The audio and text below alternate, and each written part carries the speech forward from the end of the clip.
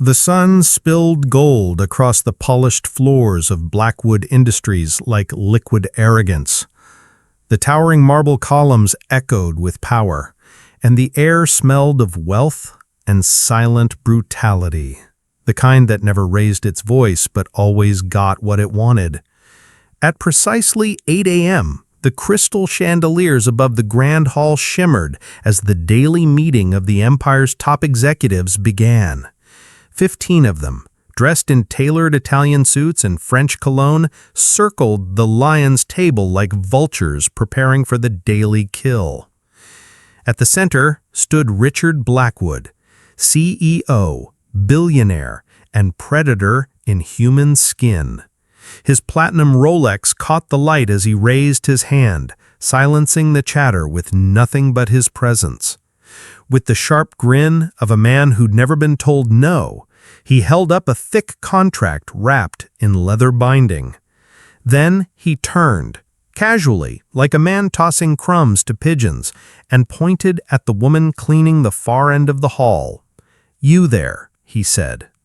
The executives turned as one, like hyenas scenting blood. The laughter began before anyone knew what the joke was. She had been wiping the edge of a glass table. Now she froze. Her dark hands held a damp cloth and her posture was that of someone used to being overlooked. But her eyes didn't match the uniform. Her name was Camila Santos. "Since you're so eager to impress us with your presence," Richard sneered, "why don't you go ahead and translate this for the room?" Laughter exploded. Someone whistled. Phones were pulled out. Recording, always recording. Camila didn't move. Not yet. "Oh, take your time," Richard added. "I know these things can be a bit, advanced, especially for people like you." That last phrase cut through the hall like a knife through silk. Camila finally turned. She didn't glare. She didn't flinch. She didn't smile either. She just looked at him, looked through him, with a calm so cold it silenced two of the younger executives without a word. But Richard didn't notice. He was too busy basking in his performance, twisting the knife of public humiliation with theatrical flair. In another life, Camila was destined for a different kind of spotlight. Harvard graduate, magna cum laude, fluent in 7 languages, a brilliant scholar of applied linguistics and legal translation. She had been praised by ambassadors, sought after by global firms. Then came the betrayal, swift, silent, career-ending. She had trusted Marcus Blackwood, the CEO's son, with her work during her master's. He took it, twisted it, and accused her of the very thing he had done, plagiarism. With a single word, he destroyed her academic standing, and with it, her future. She had lost everything, except her memory and her ability to read in silence while the world mocked her. Now here she was, wearing a cleaner's uniform that didn't fit and mopping up the egos of men who thought she couldn't read. Camila slowly walked over and took the contract from Richard's hand. A pause, then her fingers flipped through the pages with mechanical precision. She stopped at page 187. Her lips parted. What followed was not English. She spoke Mandarin, flawlessly. Each syllable was a scalpel. Each tone sliced the silence with surgical precision. The entire room froze. Phones lowered. Jaws hung. When she finished, she switched back to Portuguese. Her diction was perfect, crystal clear. Each word calculated and deliberate. This contract allows Louis Holdings to seize majority control in the event of financial irregularities within your American subsidiaries. Clause 47, page 187. The air collapsed. Richard's face turned ashen, a ghost of a man still standing. "That clause wasn't supposed to be readable," he muttered. Camila nodded once. "Fascinating coincidence, isn't it? I wonder what the Securities and Exchange Commission would think about your inflated revenue numbers meant to impress Chinese investors." She dropped the damp cloth. The sound was small, but in that cathedral of greed, it echoed like thunder. The building felt different after that morning, though no one dared to say it aloud. The laughter had stopped. The eyes that once looked through Camila now tracked her with nervous curiosity, as if afraid she might start reading their secrets next. But on the surface, nothing had changed.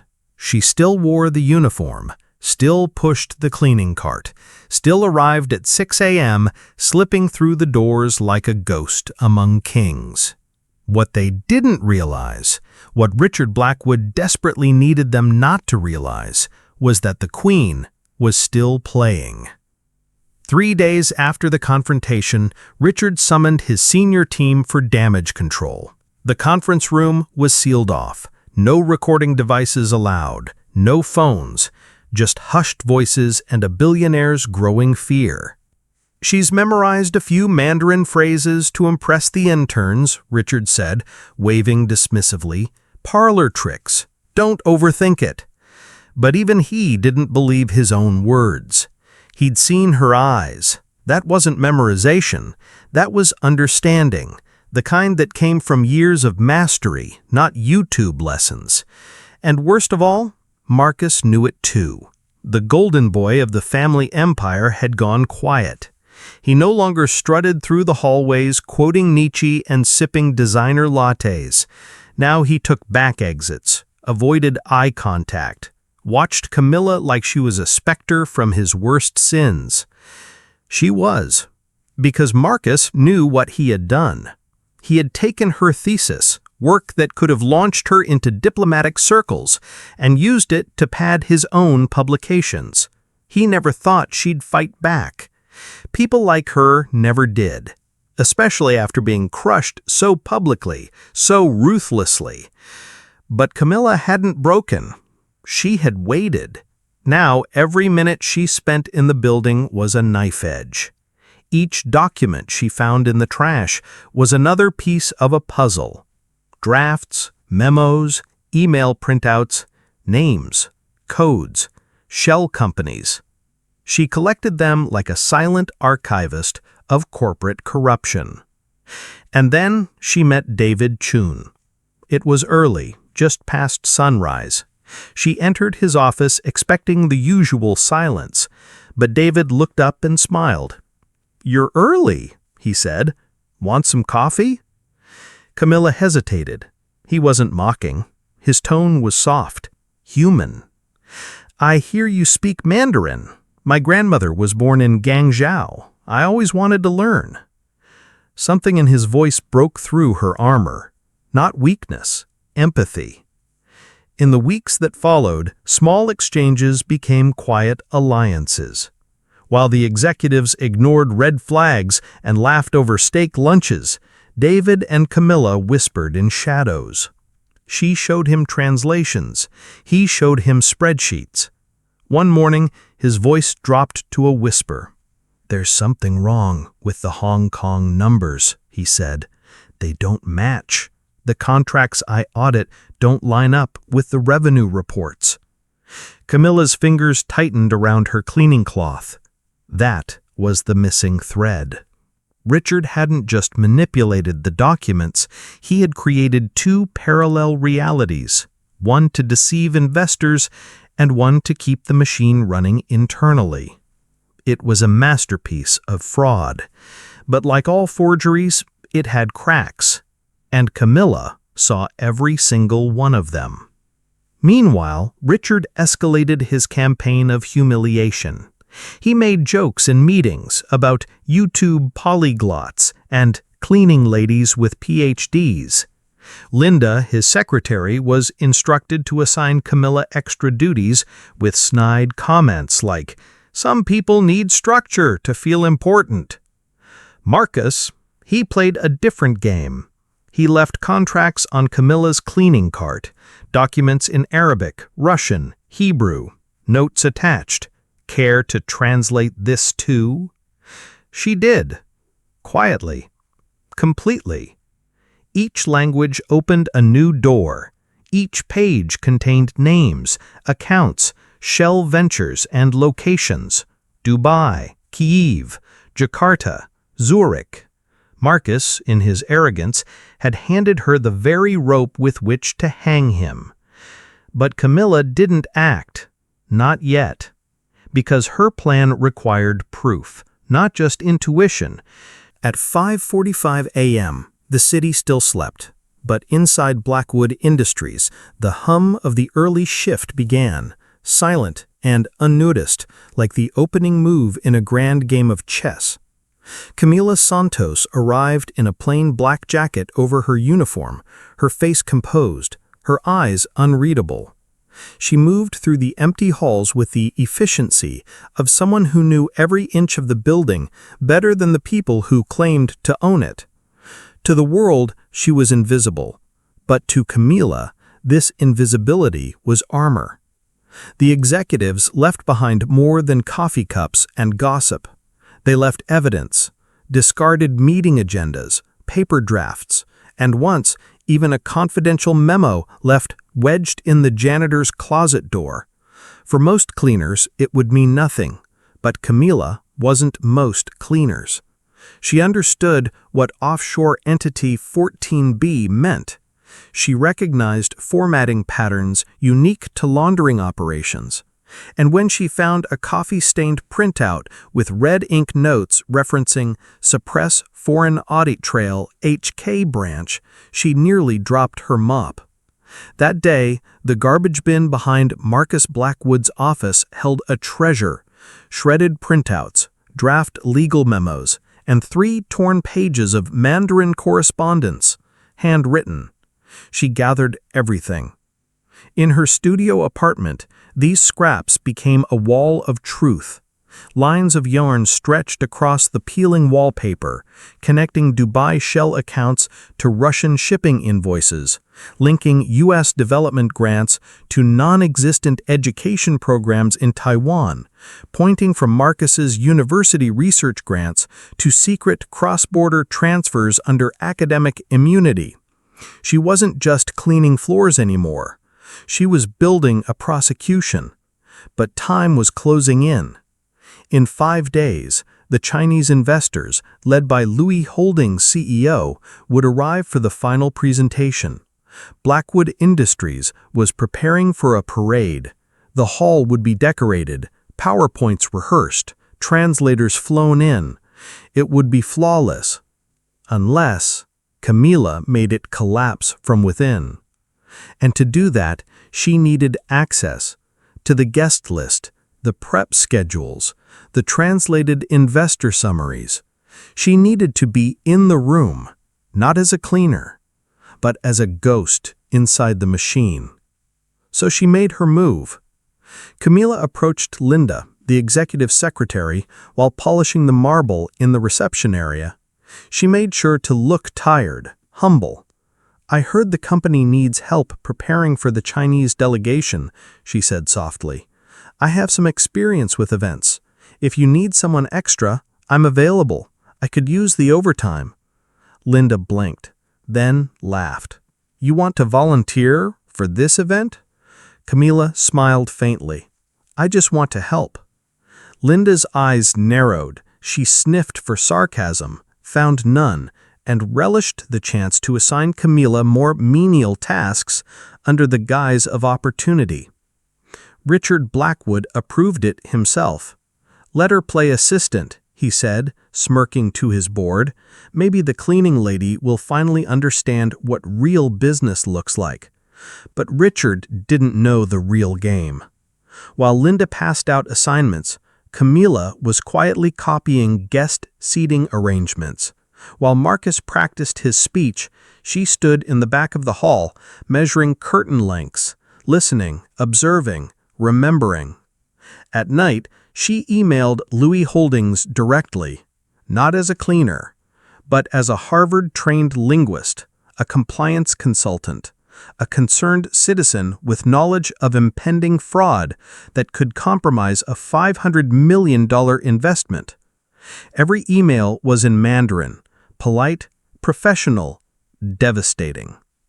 Louis's replies were swift, cautious, but intrigued. And then came the turning point.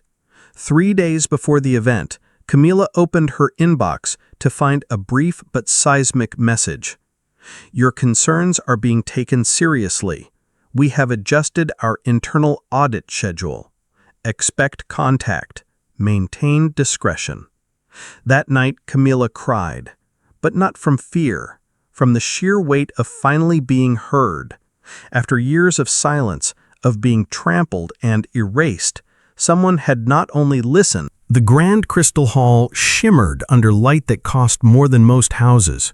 Every chandelier, every silk banner embroidered with gold thread had been arranged to perfection. A small orchestra played soft jazz in the background. On the surface, it was a symphony of elegance. But underneath, there was a storm brewing. The morning of the event arrived with unnerving precision. Chinese flags were aligned next to the Blackwood corporate banner, and Richard Blackwood stood at the head of the long table, surrounded by screens, translators, and perfectly edited reports that painted his empire as unstoppable. The $500 million partnership with Louis Holdings was minutes from signing. This was the crown jewel, the final proof that Blackwood Industries was untouchable, that no amount of market volatility, legal investigations, or economic transparency demands could shake their dominance. Richard rehearsed his lines one last time.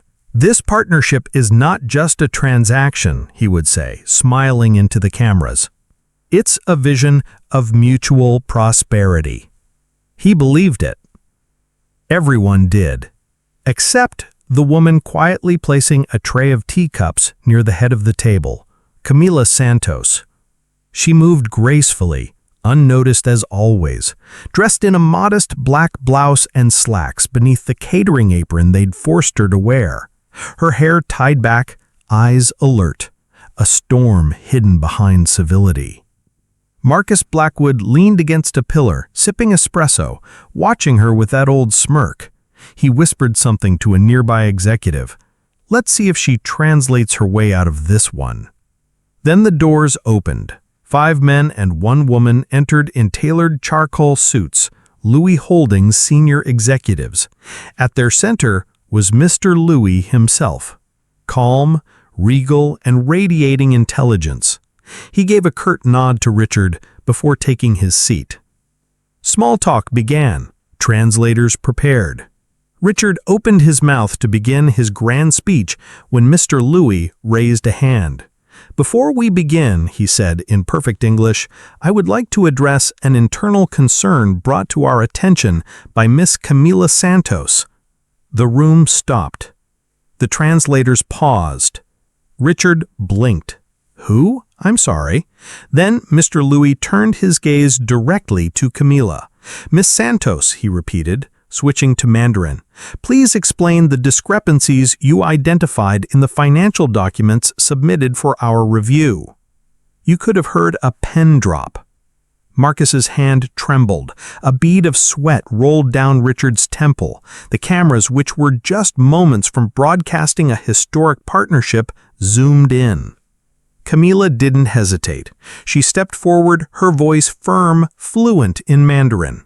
"As I informed you in our prior correspondence, there are 12 serious discrepancies in the reported financials.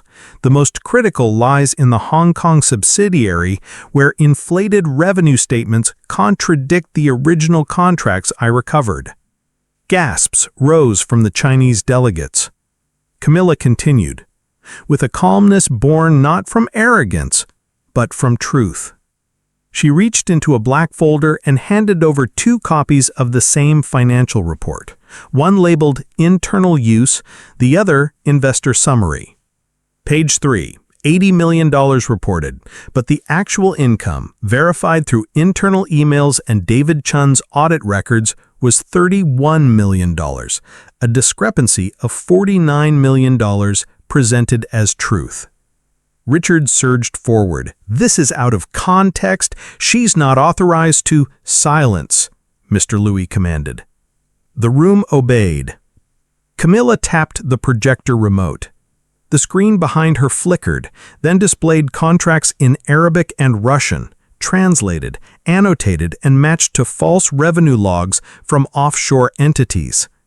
She presented audio clips of Richard discussing how to doctor the numbers before submitting the final reports. "The Chinese are too meticulous. We need to make sure everything looks pristine," Camila quoted, her voice mimicking Richard's. "Your own words." David Chun entered then, holding a secure case of printed originals. "The audit is complete," he said, "and filed with the SEC, along with my formal resignation." The final blow came when The fallout was instant and seismic. News anchors called it the Mandarin meltdown. Financial outlets dubbed it the Blackwood implosion. Social media lit up with hashtags: Cleaning Lady Checkmate, Camila Santos Truth Bomb, Harvard Justice. Within hours, the footage of Camila calmly dismantling a billion-dollar fraud in front of its architects went viral. Journalists flooded the Blackwood headquarters. The SEC launched an emergency investigation. Swiss bank accounts were frozen, private planes grounded. A dynasty built over 4 decades collapsed in 4 minutes of broadcasted truth. But Camila? She was gone. She had walked out of the Grand Crystal Hall without fanfare, while cameras chased the cuffs clicking around Richard and Marcus's wrists. She didn't want the spotlight yet. Her mission wasn't over. The documents she hadn't released, the ones too dangerous, too radioactive, were still in her possession. Evidence that pointed to more than just tax fraud. She'd uncovered ties to lobbying groups, international contracts disguised as educational partnerships, and silent buyouts of institutions tasked with monitoring companies like Blackwood. Camila knew exposing it all at once would bury the story in noise, but if she timed it right, she could remake the entire corporate system. Back at her apartment, her phone buzzed nonstop. Emails from journalists, federal agents, universities, and even ambassadors. Her inbox overflowed with messages asking for interviews, exclusive rights, job offers. The one that stood out came with no logo, just a name. Elena Chai, White House Office of Global Ethics. Subject: We'd like to speak. Discretion assured. Camila exhaled. She wasn't shocked, just ready. David Chun visited that night. He brought dinner and 2 glasses of wine, though his hands still shook from what they'd just witnessed. "They got what they deserved," he said. "No, they got the beginning of what they deserved," Camila replied. David looked at her. "You're not finished." She shook her head. "There's more. I couldn't show everything. Not yet." He nodded. "Then I'm with you, wherever this goes." Camila smiled. The storm wasn't over, but now she had weathered the worst winds and had control of the direction. 2 weeks later, Blackwood Industries no longer existed. Its U.S. headquarters had been rebranded under emergency restructuring orders. Chinese investors moved fast to stabilize what remained, and, under recommendation from Louis himself, Camila Santos was appointed interim Chief Global Compliance Officer of the newly formed entity, Santos Louis International Holdings. A black woman, once mocked for her uniform, now stood at the helm of a multinational empire. She wore tailored jackets now. Her heels echoed across the same marble floors that once bore the weight of her silence. People held doors for her, took notes when she spoke. But Camila remained unchanged at the core. She walked the office at 6 a.m. out of habit. She greeted janitors by name. And every day she passed the executive boardroom, the one where Richard once mocked her, and paused. Sometimes in silence, sometimes in remembrance, but never with bitterness, because now it belonged to her. One Friday afternoon, as rain streaked the windows of her new 40th floor office, David entered holding a copy of Forbes. Camila raised her brow. Another exposé? He grinned. Cover story. The headline read, "From Mops to Power: How Camila Santos Quietly Dismantled a Billion-Dollar Empire." Her photo under it, poised, composed, triumphant. David flipped to the feature. 8 pages. Harvard, the Blackwoods, the scandal, the comeback, and they even used your quote. Camila laughed softly. Which one? David pointed. When the world hands you a mop, learn how to make it a sword. She closed the magazine and looked out at Manhattan's skyline. It's not about me, she said. It's about all of us. He nodded, then added, there's one more thing. He handed her 6 months after the scandal that detonated across Wall Street like a controlled demolition. Camila Santos stood at the summit of everything they said she could never have. The skyline of Manhattan stretched before her from the 40th floor office of Santos Louis International Holdings, a name now synonymous with resilience, reform, and ruthless precision. Gone were the whispers of the cleaning lady who got lucky. Now she was the woman who rewrote the rules. Her office no longer bore traces of the company's old guard. The portraits of past Blackwood CEOs had been removed, their smug eyes replaced by maps, multilingual law books, and framed scholarships awarded to students from underserved communities. The air smelled not of intimidation, but of integrity. And Camila ruled with quiet fire. Under her leadership, global operations saw 340% growth. Every audit came back clean. Forbes named them the most ethical company of the year. Chinese investors, once skeptical, now funneled $800 million more into their expanding ventures across Asia, Africa, and South America.